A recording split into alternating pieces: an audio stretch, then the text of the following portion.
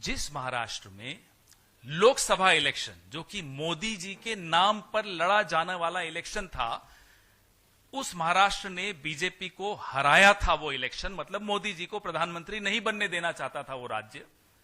वही राज्य उसी बीजेपी को 4 महीने 5 महीने के भीतर 148 सीटों में से 132 सीटें दे देता है। ये स्ट्राइक रेट आपको कुछ समझ में आ रहा है? कैसी स्ट्राइक रेट है? या तो यह मान लिया जाए कि महाराष्ट्र मोदी जी के खिलाफ है, माइनस मोदी जी बीजेपी के साथ है। क्या ये मानेंगे? हरियाणा में भी यही पैटर्न था। जिस हरियाणा ने लोकसभा में मोदी जी को हराया, वो हरियाणा बीजेपी में विधानसभा में जिता देता है बीजेपी को। तो क्या मोदी जी के खिलाफ एक माहौल था इन राज्यों में, या बनता जा रहा है हर राज्य में? यह बात आपको कहीं टीवी पे चर्चाओं में नहीं सुनाई देगी, लेकिन एक कॉमन सेंस की बात है कि 4 महीने पहले मोदी जी के नाम वाला इलेक्शन बीजेपी हारती है, 4 महीने बाद मोदी जी का इलेक्शन नहीं है, राज्य सरकार का इलेक्शन है, बीजेपी की स्ट्राइक रेट 148 में से 132। यह स्ट्राइक रेट संभव है क्या? अगर यह स्ट्राइक रेट संभव है तो क्या मोदी जी के लिए चिंता का विषय नहीं है कि उनके नाम के चुनाव अब वो हारनी शुरू हो गई पार्टी उनकी? यह सोचने की बात है। खैर, यह उनके लिए है चिंता का विषय। हमारी चिंता का विषय है लोकतंत्र, हमारी चिंता का विषय है चुनावी पारदर्शिता, हमारी चिंता का विषय है कि क्या इतने साल इस तरह से पिछले दरवाजे से सरकार बनाई, सरकार बनाने के बाद एंटी इनकम्बेंसी का रिवर्स हो सकता है क्या बीजेपी के लिए? 148 में से 132 सीटें ले जा सकती है क्या बीजेपी?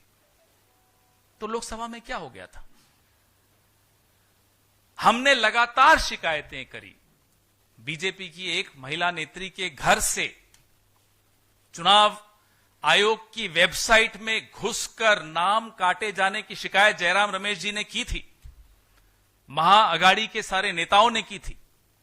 जवाब नहीं मिला चुनाव आयोग से। इस तरह से क्या हमारा चुनाव, आप लोग कह सकते हैं और कह भी रहे हैं, सोशल मीडिया पर भी कह रहे हैं, मीडिया पर भी कह रहे हैं, अरे साहब झारखंड जीत गए तब तो नहीं बोलते कि चुनावी प्रक्रिया में गड़बड़ है।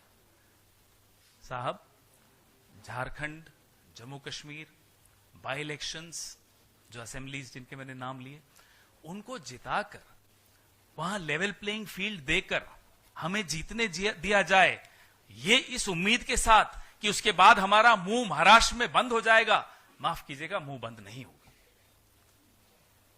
जहां भारतीय जनता पार्टी को भारी लाभ लेना होता है, वो सारे दांव पेच वहीं खेले जाते हैं, बाकी जगह लेवल प्लेइंग फील्ड चलने दी जाए। जहां लेवल प्लेइंग फील्ड होती है वहां के नतीजे आपके सामने हैं।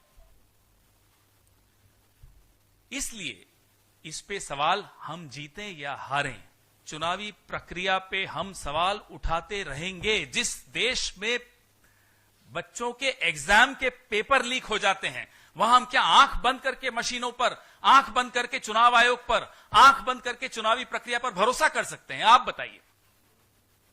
एक पेपर एक राज्य में हमें बता दीजिए पिछले 10 साल में जो लीक नहीं हुआ हो। इसलिए जब हम बार बार चुनावी प्रक्रिया की बातें करते हैं, चुनाव ईवीएम्स की पारदर्शिता की बात करते हैं, 99% बैटरीज की बात करते हैं, तो चुनावी प्रक्रिया को और पारदर्शी और लोकतंत्र को और मजबूत बनाने के लिए यह बात करते हैं। आप झारखंड का नतीजा दिखा दिखाकर हमारा मुंह नहीं बंद कर सकते। हम नहीं चुप होंगे, हम बोलेंगे, और चुनाव आयोग से हम बार बार बोलेंगे।